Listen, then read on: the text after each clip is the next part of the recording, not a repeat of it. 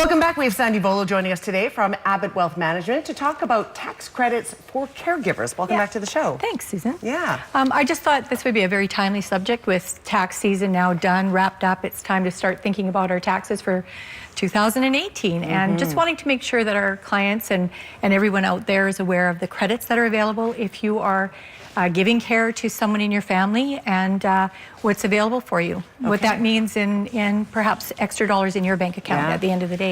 Let's get into those graphics. We've got a list of them. So the first one, of course, tax credits for caregivers. Here we go with the first. Yeah, now the first one is called the wholly dependent person credit. Now that used to be tagged as, you might remember it as the equivalent to spouse deduction, and this would have been say for a person that was divorced or separated looking after one of their children in the home, they could claim that child as an equivalent to spouse. So basically get the full deduction as if you were the only breadwinner in your home and your spouse was home taking care of the kids. So it's really beneficial. It's a relative under the age of 18. It can be a parent or grandparent. You cannot claim the credit if you are married or in a common law relationship. So if there's a spouse in the residence, you cannot claim that credit. And I already said that's referred to as the equivalent to spouse credit in the past. Yes. So the next change that they actually made was last year. They combined the caregiver credit with now tagging it as a family caregiver credit. Okay. It combines the caregiver credit, the family caregiver credit, and the infirm dependent credit. So it takes three of them and puts it into one. Now, if you've qualified for one of those in the past, you do not have to, you will automatically qualify under the family caregiver credit. So you don't have to requalify. Makes it quite simple. Yes. And there are some, stipulations to who the eligible dependents are. So if we go flip sort of to the next slide, you can claim for a parent, grandparent, of course, spouse, common law partner, niece, nephew, your children, as long as they have a mental or physical disability. Okay.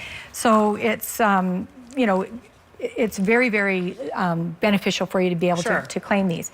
Now, you're considered a dependent if the person depends on you for support, if they rely on you consistently, if you provide them with housing, food, the basic needs for everyday living. So, that is basically one of the qualifications. Okay. There's one exception, though. If you have previously, if you had a parent or a grandparent that was 65 years or of age or older and did not have a physical disability, you could claim them. Under the new changes, you cannot. They have to have a physical or a mental disability in order to claim them. Okay. So we can flip to the next slide.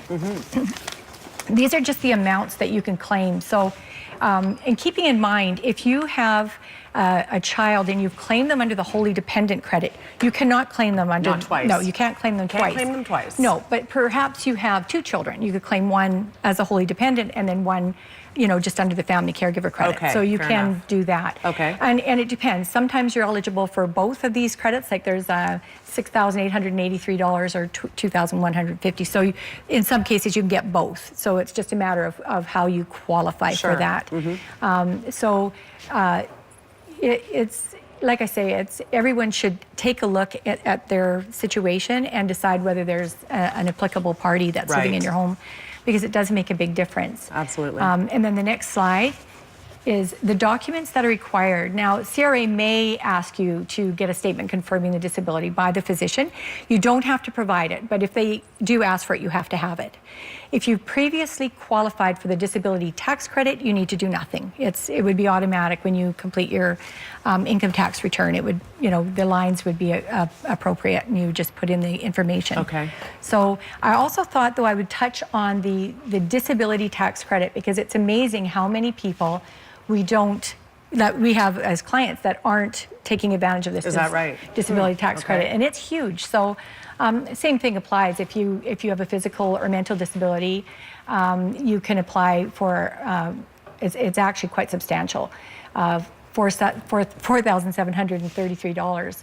And if you've missed previous years, you can go back and get that credit. So it's very important that you you do claim them, because it means a lot of dollars in your pocket. Sure. You know? How many years back can you go for I somebody who believe doesn't it's realize? 7. Okay, it's so 7. it's worth Yeah. looking into. Yeah, if you and weren't it doesn't aware of cost you anything. You just need to go to the doctor and get that approval from him. He'd fill out a form, or she, Okay. and then you would submit it with your, you get approval first and then submit Sure. that. So, All right. yeah, Did we make it through all the slides? I believe we did. That's great. Lots of information there for people who are caregivers.